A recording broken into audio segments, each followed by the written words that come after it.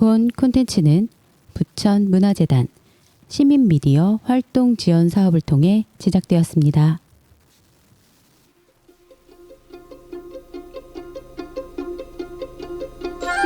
어느 순간 바른 소리 하게 되는 라디오 봐라.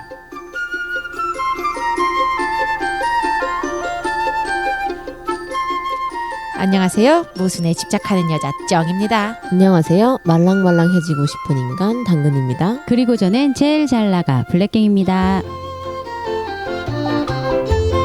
오늘의 바른 소리와 함께 평범한 일상의 평등 한 꼬집 어바라 시즌 8 두 번째 시간 시작하겠습니다.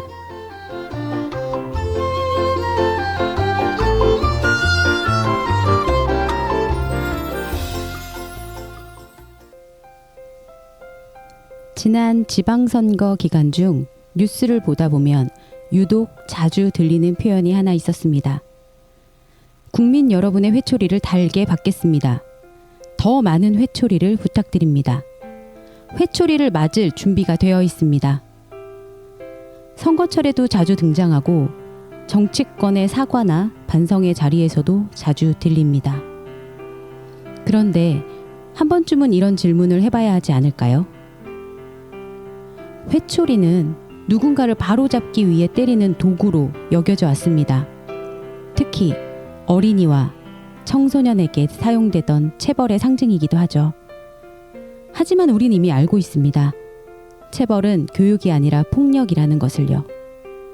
맞으면서 배우는 게 아니라 두려움을 통해 침묵하게 되는 경우가 훨씬 많다는 것도요. 그런데도 정치권에서는 여전히 회초리라는 말을 반성의 언어처럼 겸손의 표현처럼 거리낌 없이 사용합니다. 마치 맞는 것이 성장이고 때리는 것이 훈육인 것처럼요. 문제는 이런 표현이 폭력을 좋은 의도로 포장하며 반복해서 정상화시킨다는 데 있습니다. 특히 지방자치단체장이나 정치인은 아동학대 예방과 대응의 책임을 가진 사람들이기도 합니다.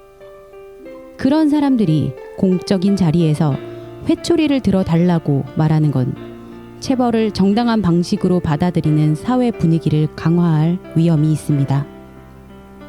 그렇다면 이제는 폭력을 비유적으로 미화하는 언어도 다시 돌아봐야 하지 않을까요? 폭력을 옹호하는 문화는 행동만이 아니라 말에서도 시작됩니다. 회초리라는 표현을 너무 쉽게 쓰고 있지는 않았는지 한 번쯤 함께 생각해보면 좋겠습니다. 어바라는 체벌 없는 사회, 폭력을 훈육으로 포장하지 않는 사회, 말부터 바뀌는 사회를 꿈꿉니다.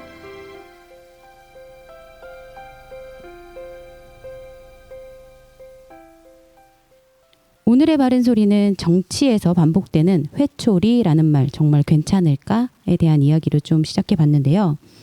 이건 청소년 인권운동연대 난다님의 글을 보고 정리해 본 건데요. 두 분은 이 표현들 들을 때마다 어떤 생각이 들으셨나요? 저 사실 그냥 들었거든요. 그래서 지금 바른 소리 들으면서 좀 깜짝 놀랐어요. 아, 그러네. 회초리는 체벌과 훈육의 상징이었는데 이걸 너무 쉽게 말하고 있었구나. 그리고 저도 아무 생각 없이 그걸 듣고 있었구나. 이런 생각이 들어가지고 좀 놀랐습니다. 저는 아직도 이런 말을 쓴다고 이런 느낌이 좀 들어가지고 그 선거운동 하시는데 좀 젊은 사람들까지 이렇게 포함시켜서 하시려면 조금 더 새로워지셔야겠다 이런 생각들이 들었습니다. 네, 너무 회초리라는 비유는 너무 구태의연하지 않나 이런 생각이 들어서 좀 더 발전하시면 좋겠다 이런 생각이 들었습니다. 네, 폭력을 폭력이라고 부를 수 있는 사회, 그리고 그 폭력을 익숙한 비유로 소비하지 않는 사회가 되길 바라며 오늘의 첫 코너 시작해 볼까요? 평등 속에 들어가지는 못하고 그 앞에 서서 평등을 바라보며 제대로 들어갈 타이밍을 보고 있는 여러분, 평등 앞에 선 그대에게와 함께 손잡고 같이 들어가요.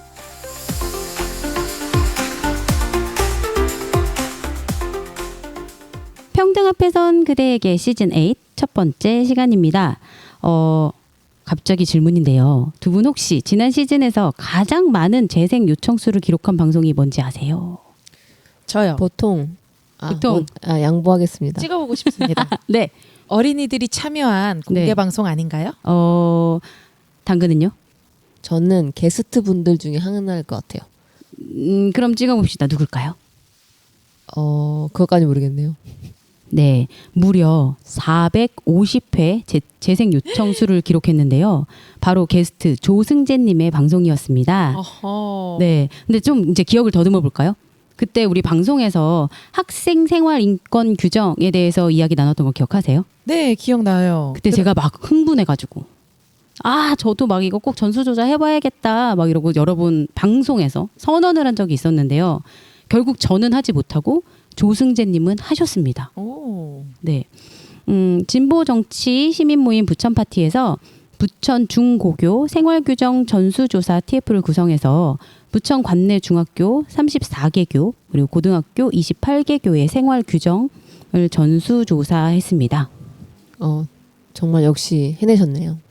맞아요. 그때 이 방송에서 얘기해 주신 것들이 이미 너무 좀 충격적인 생활 인권 규정이 많아가지고 네네. 이거 진짜 아직도 그렇다고요? 하면서 놀랐던 기억이 있는데 그걸 실제로 다 조사하셨다니까 너무 들어보고 싶습니다. 빨리. 네. 그리고 그때 생활 인권 규정에서 인권이 빠졌다라는 내용도 제가 말씀드렸었잖아요. 근데 그게 기존의 학생생활 인권 규정에서 인권이라는 말이 사라지고 학생생활 규정이 되었거든요. 네. 네, 이게 교권보호 강화 기조와 그리고 학생인권조례 폐지, 개정 뭐 이런 움직임에 따라서 기존에 쓰던 학교생활 인권 규정에서 인권이라는 글자를 삭제하고 그때도 우리 분노했었죠. 맞아요. 네, 학생생활 규정 또는 학교생활 규정으로 명칭을 변경하라고 지침을 내린 교육청들이 있었거든요. 근데 제가 이번에 이제 방송을 준비하면서 다시 검색을 해봤어요. 근데 이제 교육청 지침이 학생생활 규정으로 바뀌었더라도 학교 내부의 뭐 규정 개정 심의위원회나 학교 운영위원회 승인 절차가 아직 진행 중이거나 기존 학칙을 그대로 유지하고 있는 일부 학교들, 그러니까 뭐 서울, 경기, 전북 등에서는 여전히 홈페이지에 학교생활 인권 규정이라는 이름으로 탑재되어 있는 경우가 좀 있더라고요. 그리고 상위 탭은 학교 생활 인권 규정 이어서 제가 또 검색해서 이제 하위 탭까지 들어가 봤더니 하위 탭은 학생 생활 규정이라고 되어 있는 학교도 있었거든요. 근데 두 분이 생각하실 때 정말 이 명칭이 교권 보호 강화 뭐 이런 거와 관련이 있다고 생각하세요? 저는 정말 예전에도 한번 우리 다뤘던 것 같은데 학생 인권과 교사의 그 인권, 교권이라는 것이 상치되는 게 아니거든요. 서로 이제 학생 인권이 높아지면 교사의 어떤 권위가 내려가는 것이 아니라 사실 누군가의 인권을 높여진다는 건 나도 함께 올라갈 수 있는 네. 건데 이 개념이 참 현실적으로 어떤 제도상의 미흡함으로 인하여 피해받는 어떤 현상을 보고 잘못된 좀 대책을 세웠다고 생각을 하고 사실 이 규정에서 학교 생활 인권 규정에서 학생 생활 규정으로 바꾼다는 거는 단지 인권이라는 말을 지운 것을 넘어서서 학생 인권에 대한 어떤 이야기를 축소시키겠다는 의도가 저는 그렇게 읽혀서 결과적으로는 학내에서 인권 이야기를 하기가 더 어려워진 상태가 됐다. 선생님 인권이든 학생 인권이든 그런 좀 고민이 드는 것 같아요. 네, 이제 오늘 원래 나누려고 했던 이야기로 좀 다시 돌아가 볼까요? 아까도 말씀드렸다시피 부천 중고교 생활규정 조사 보고서는 부천 관내 중학교 34개 교 그리고 고등학교 28개 교의 생활규정을 전수조사한 내용인데요. 그냥 쉽게 말하면 우리 학교 규칙이 지금 학생들의 권리를 얼마나 보장하고 있는가를 살펴본 조사라고 볼 수 있겠죠. 그리고 제가 조사 결과를 좀 보면서 저는 솔직히 좀 놀랐습니다. 학생인권 조례가 시행된 지 뭐 꽤 시간이 지났는데도 여전히 학교 현장에서는 오래된 규정들이 많이 남아 있더라고요. 너무 궁금한데 대체 어떤 내용들이 있었는지 빨리 말 좀 해주시면 좋겠어요. 네, 예를 들어서 학생의 연애, 교제를 제한하는 규정도 있었고요. 두발 화장, 장신구를 아주 세세하게 제한하는 규정도 있었어요. 그리고 뭐 스마트폰을 일괄적으로 통제하는 규정들이 여전히 존재하고 있고 더 놀라운 건 불온문서 소지 금지, 불법 집회 참여 금지 같은 조항도 아직 남아 있었다는 점입니다. 지난번에 놀랐던 부분이 바로 이 지점이었는데요. 네. 불업문서 소지 금지가 여전히 남아 있다. 그러니까 설마 저희가 그랬잖아요. 설마 그런 게 있어요? 그쵸. 라고 승재님한테 물었잖아요. 네. 근데 어쨌든 남아있고 이게 학생의 정치적 의견 표현이나 참여 자체를 제한할 수 있는 내용이 그렇게 남아있다니 놀랍지 않을 수가 없잖아요. 네. 근데 이제 그냥 놀랄 게 아니라 이런 규정이 지금도 학교 안에 존재한다는 건 우리가 진짜 조금 무겁게 다시 바라봐야 할 문제가 아닌가 싶습니다. 약간 아직도 이런 게 남아 있다는 게 너무 놀라운데 불법 집회 참여 금지 조항에서 뭐를 불온 불법으로 보는지에 대해 어떻게 되어 있나요? 그리고 또 불업문서 소지 이것도 대체 뭘 불업문서라고 한다는 건지. 저도 엄청 궁금한데요. 어쨌든 이 보고서에서는 그러니까 이게 구체적 명시가 있는 게 아니에요. 그래서 이 보고서에서는 이렇게 결론을 내렸거든요. 불법 집회에 대한 명시가 매우 자의적으로 판단될 수 있다는 점에서 학생 인권의 원칙에 위반될 위험성이 높다. 특히 노동조합, 사회운동이 주도하는 정당한 집회들의 경우 헌법상 집회의 자유 원칙에 반하여 경찰 측이 자의적으로 불법 집회로 규정하고 강제 해산시키는 경우가 매우 빈번하다. 이렇듯 각종 집회를 불법 집회로 규정하는 프레임은 정치적 의견의 다양성을 억압하기 위한 목적으로 자주 사용된다. 그렇기에 학교 일선에서 규정되어 있는 불법 집회 참여 금지 조항은 학생의 정당한 정치적 의견 표명 및 사회운동 참여를 부당하게 억압할 위험이 존재한다라고 밝혔어요. 이게 지금 보면 진짜로 구체적인 명시가 없는 거예요. 언제 자기 마음대로 이거 불법 집회야, 이거 불법문서야 라고 해도 학교에서 그냥 스스로 판단할 수 있다는 거죠. 물론 선생님들과 학교장과 뭐 이렇게 되겠죠.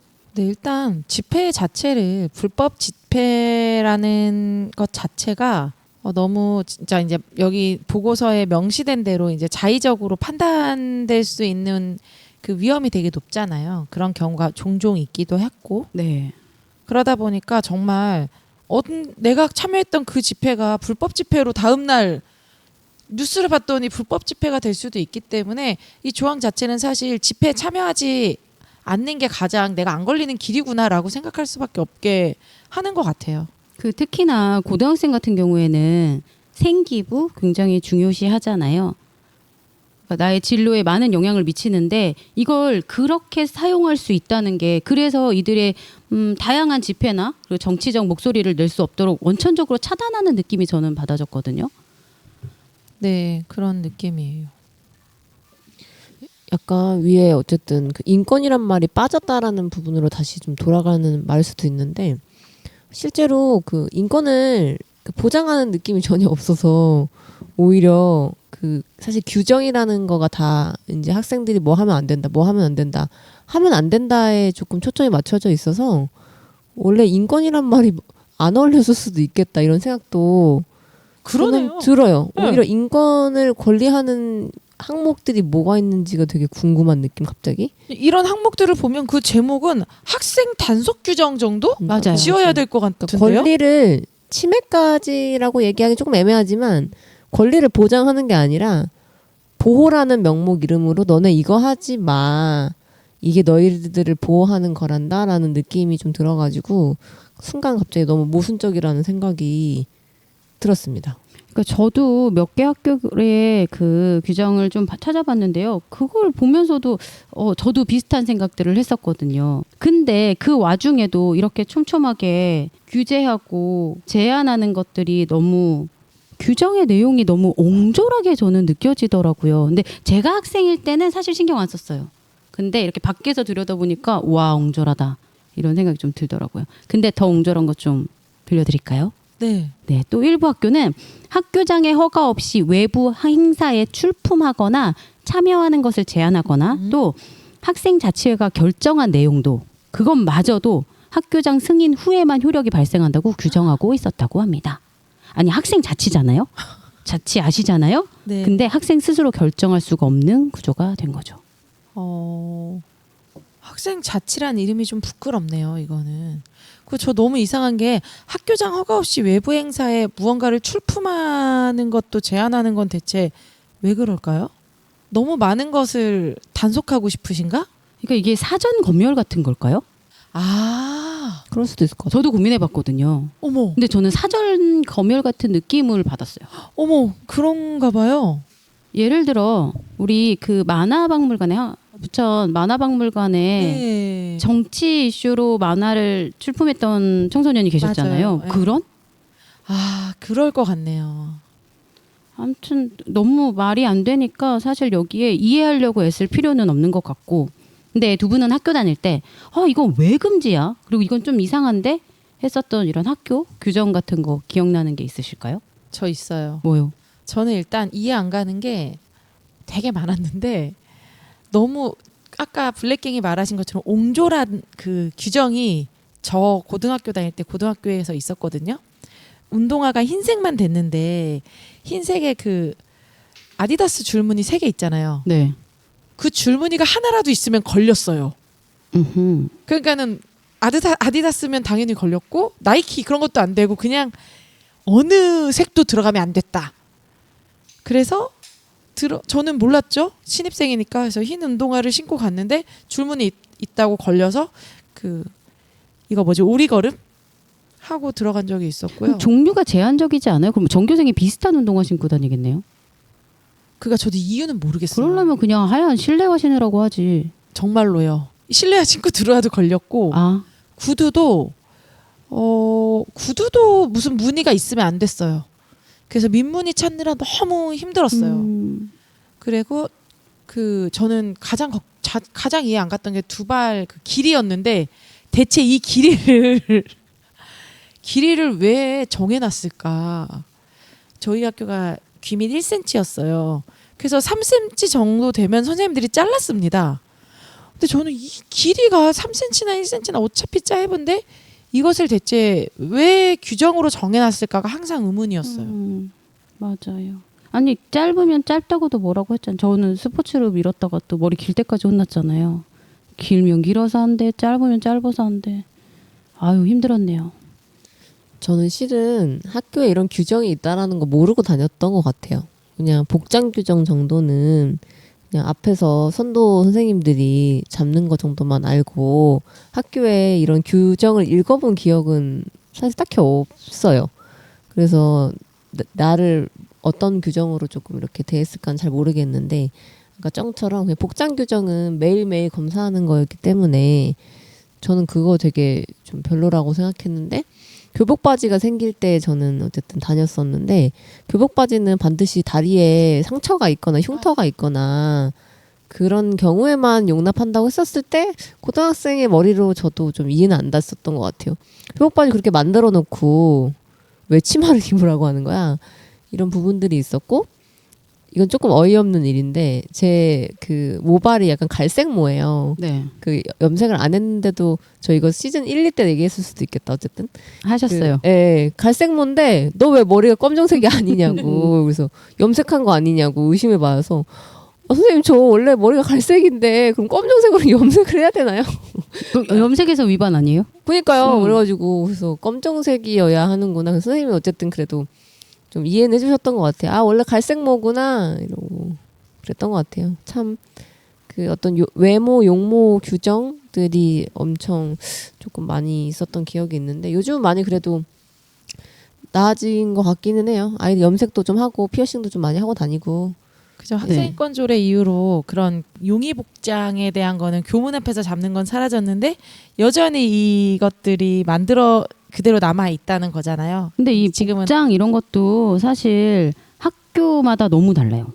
그렇죠. 그래서 이제 조사한 그 학교마다 너무 달라서 어느 학교는 되고 어느 학교는 안 되고 맞아요. 그래서 학생들의 헤어스타일도 보면 학교마다 약간 그 자유분방함이 느껴지기도 하고 어딘 되게 여기 되게 단속 심한가 보다 하고 판단할 수 있을 정도로 되게 단속한 학교도 있고 또 어느 중학교는 뭐 껴안기, 무릎 위에 앉기, 쓰다듬기 등 이제 구체적인 행동을 명시해서 그건 안 돼라고 한 학교도 있었고 어쨌든 체벌이 가능했었잖아요. 네네. 그 너무 자연스러워서 까먹을 뻔했어요. 어쨌든 그때는 체벌이 너무 당연한 거였어가지고 물론 규정은 안 적혀 있었겠지만 뭐 숙제 안 했을 때 몇 대 이런 건 안 적혀 있었겠지만 굉장히 어쨌든 교육적으로 그 당연시되던 것이었고 어쨌든 학생인권조례 그 나타나면서 체벌에 대해서 완전히 이제 금지되는 부분에 있어서 그때 막 충돌하고 막 맞아요. 뭐 어떻게 가르치라는 거냐 애들을 안 때리고 뭐 이런 부분도 있었는데 어쨌든 꽤나 중요한 규정이었죠. 체벌도. 네. 저도 그리고 얘기하고 싶었는데 마침 블랙갱이 얘기해줬는데 저 그 여고였는데 네. 저희 학교에 불건전한 이성교제 금지 있었어요. 뭔지 알 것 같아요. 네. 네. 그래서 이건 대체 뭐냐 이거는 거는 막 친구들끼리 이야기했던 기억이 있습니다. 어느 고등학교는 아예 이성, 동성 간의 키스, 포옹 금지라는 것도 있어요. 또 보면 제가 약간 이걸 보면서 뿌듯했던 거는 주로 규제하는 거 집단행동 선동, 불법 집회 참여, 불량단체 가입 및 조직, 불호문서 소지 및 게시, 연애 및 교제 제한, 스마트 기기 규제, 화장 장신구 문신 규제, 두발 규제 뭐 이런 것들이 있었는데 제가 졸업한 학교가요. 글쎄 이 규제를 하나도 하지 않고 있더라고요. 어머. 현재. 진짜 엄격하게 했던 학교였는데 지금은 이 8가지가 전혀 포함되지 않는 학교더라고요. 그래서 읽으면서 혼자 뿌듯. 아, 진짜요? 결국 이제 이 보고서가 보여주는 건 이런 것 같아요. 근데 학교는 학생에게 민주주의를 가르치는 공간이기도 하지만 동시에 학생이 실제로 민주주의를 경험하는 공간이어야 한다는 거. 그리고 존중받는 경험, 의견을 말할 수 있는 경험, 내 삶의 규칙에 참여할 수 있는 경험. 그런 경험이 있어야 우리 학생도 정말 시민으로 성장할 수 있으니까요. 그렇죠. 이런 경험이 없으면 아무리 말로만 민주주의를 배우고 토론을 하자고 해도 토론에 1등과 꼴등을 아예 점수를 매겨버리고 어떤 경쟁 중심으로서 더 서열을 하는 것만 가르치면 민주시민으로 자라날 수가 없습니다. 삶에서 존중도 받아봐야 되고 내 이야기를 귀 기울여 듣고 내가 얘기한 것들이 제도에 반영되는 것들이 경험이 계속돼야 계속 목소리를 낼 수 있고 민주 시민으로 자랄 수 있지 않을까요? 그러니까 학교에서도 상당 시간을 할애해서 그리고 비용을 들여가면서 뭐 비용을 안 들이는 경우가 더 많긴 하지만 민주시민 교육을 받잖아요. 근데 그 교육을 받은들 이 내부 규정이 이러한데 무슨 소용이 있을까요? 저는 규정도 규정이지만 저 포함해서 어쨌든 기성세대, 그러니까 어른들도 진짜 민주주의 경험해봤나? 뭔가 어떤 존중받는 경험 좀 받아봤나? 실제로 교사분들 포함해서 뭐 그 기성세대들조차도 누군가의 인권에 대해서 뭔가 이렇게 피부로 와닿게 배워본 적이 없는 것 같아요. 저 포함해서. 그러니까 자꾸 그 싸움에 갈등의 소재만 되는 것 같아요. 인권 달아놨더니 애들이 너무 자유로워가지고 방만해지고 어른들을 무시한다 이런 그 흐름 자체가 다 저희 이제 이런 교육 정책 속에 다 이제 역사 속에 들어가게 되는 거잖아요. 다 시행착오고 진짜 우리가 어떤 인권 의식, 인권이란 옷을 입어본 경험이 없는 사람들끼리 이런 걸 만들다 보니 자연스럽게 이렇게 노이즈가 너무 심하다 이런 생각들이 들면서 좀 같이 우리 모르니까 우리 너도 모르고 나도 모르니까 같이 조금 이렇게 배워나가 보자 이런 느낌이면 참 좋겠는데 그게 아니라 또 이제 불편하니까 또 없애버리고 네. 이거 안 되네 이거 실패한 정책이야 인권 없애버려라고 얘기하는 부분들이 만든 기성세대나 없애는 기성세대나 너무 무책임한 것 같습니다. 그 당근 얘기 듣다 보니까 정말 우리 다음 세대는 그래도 이 인권에 대해서 다른 느낌, 다른 경험을 해야 되지 않나 하는 생각이 더 드네요. 우리는 당근이 말한 대로 좀 경험해보지 못한 상태에서 만들었던 거라 막 인권 있으니까 피곤하다 뭐 이렇게 이야기가 흘러갔다면 다음 세대에는 다른 얘기들이 나올 수 있도록 우리가 이 시기를 잘 만들어가야 될 것 같다는 책임감이 듭니다. 네, 보고서에 보면 학생 인권이 20년 전으로 돌아갈 위기에 처해 있다라고 시작을 하거든요. 그래서 그 위기 의식으로 시작한 전수조사겠죠. 근데 아마 이 전수조사 하시면서 정말 위기다를 여러 번 외치셨을 것 같아요. 이제 다 조사해놓은 그걸 보면서도 저희도 막 하고 있는데 이제 직접 조사하신 당사자들은 얼마나 더 많이 어이가 없으셨을까요? 이 보고서는 정치권은 학생 인권에 대한 이해도를 높이고 청소년의 정치 참여 보장에 전면적으로 나서야 한다. 청소년 인권 운동가의 긴밀한 소통과 협의를 통해 청소년 인권의 관점을 공약, 정책에 반영하고 선거 이후 이를 시행해야 한다. 부천 파티는 우리가 마주한 현실 속에서도 끊임없이 학생 인권을 위해 노력하고 싸워 나갈 것이다. 본 조사가 단순 조사로 마무리되는 것이 아니라 그러한 투쟁의 출발점이 되기를 바란다라고 마무리합니다. 어바라 역시 학생 인권을 위해 계속 목소리 내고 함께 할 것입니다. 학생 인권은 특별한 사람만의 권리가 아니라 학생이기에 당연히 누려야 할 권리겠죠. 지금 당장 학교 규칙이 학생을 통제하는 도구가 아니라 학생의 안전과 존엄, 자율과 참여를 보장하는 방향으로 바뀌길 바라며 평등 앞에선 그대에게였습니다. 이어서 아주 근처의 페미니즘 시작합니다.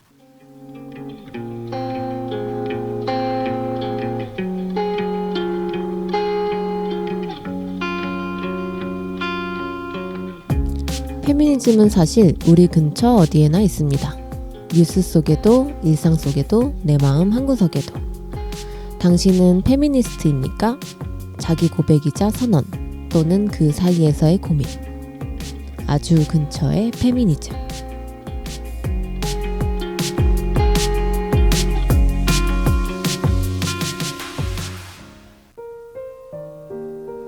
익명의 청취자분께 여쭤봅니다. 당신은 페미니스트입니까? 네, 저는 페미니스트입니다.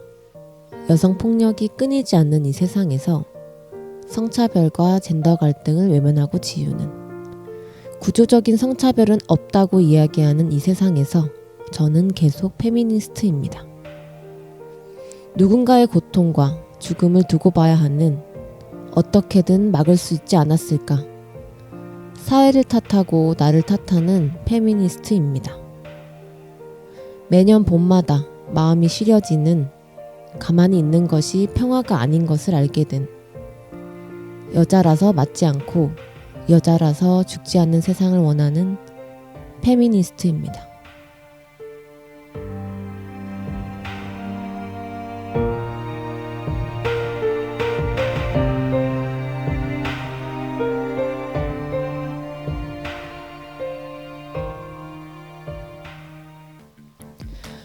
아주 근처의 페미니즘. 당신은 페미니스트입니까? 의 답변을 보내주고 싶으신 청취자분들은 카카오 채널에서 어바라를 검색하시거나 팟빵 게시판 공지사항에 업로드되어 있는 구글 폼에 신청하실 수 있습니다.